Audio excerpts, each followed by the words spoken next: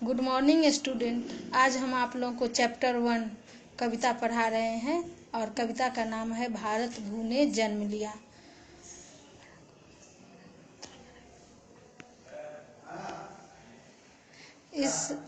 इस कविता में भारत भूमि में जन्म लेने वाले लोगों के बारे में बताया गया है और इस कविता में कवि ने भारत भूमि का गुणगान करते हैं और कहते हैं कि इस देश में ध्रुव जैसे तपस्वी हुए हैं जिनके नाम पर ध्रुव तारे का नाम पड़ा है।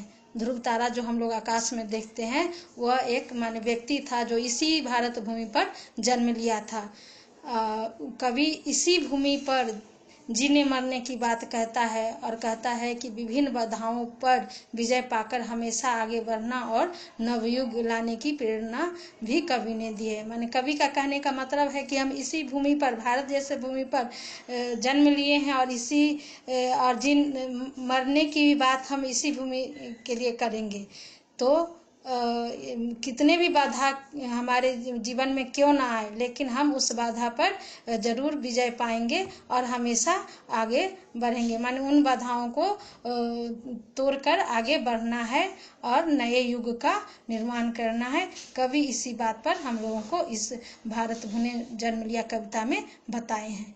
अब कवि बताते हैं कि सारे जग को पथ दिखलाने वाला जो ध्रुव तारा है, जो हम बता चुके हैं कि ध्रुव एक तपस्वी है जो इस भारत भूमि पर जन्म लिया है, जो तारा जिसे हम ध्रुव तारा के रूप में जानते हैं। भारत भू में भारत की ही भूमि पर जन्म लिया है, भारत भू ने जन्म दिया है।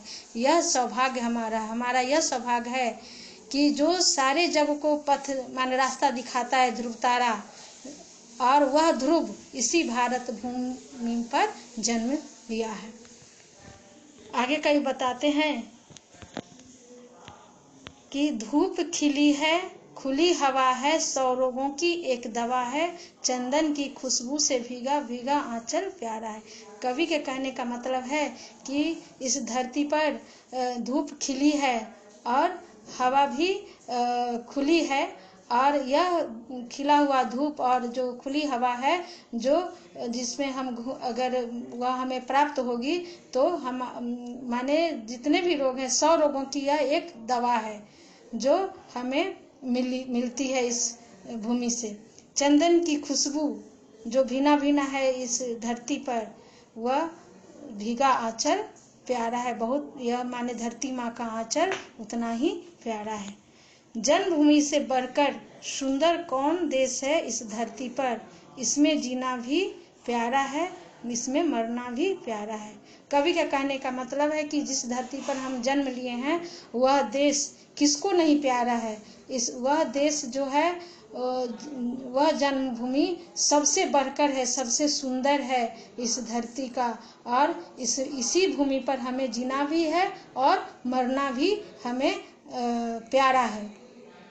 और कवि बताते हैं कि चाहे आंधी शोर मचाए, चाहे बिजली आंख दिखाए, हम न झुकेंगे, हम न रुकेंगे, यही हमारा नारा है।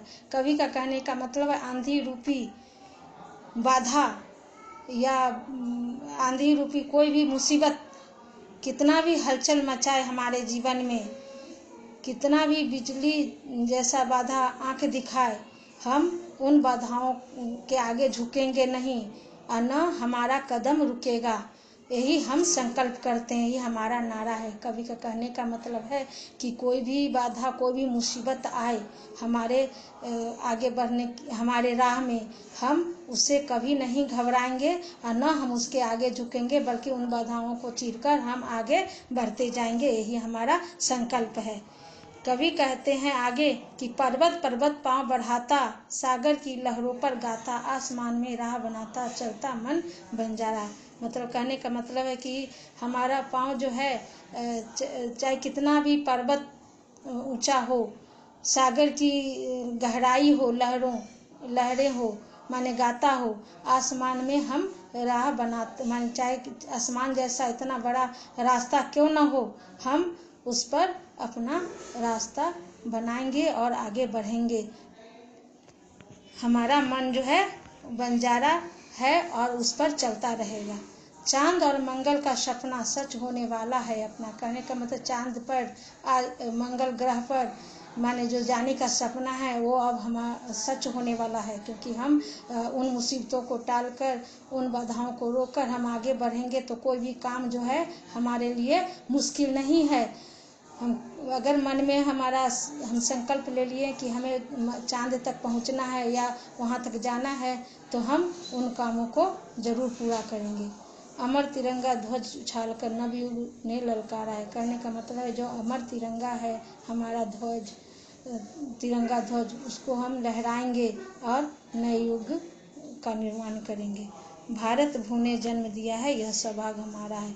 यह हमारा सौभाग्य है कि हमने इस भारत भूमि पर जन्म लिया है और हम अपने देश के प्रति अपना कर्तव्य निभाएंगे।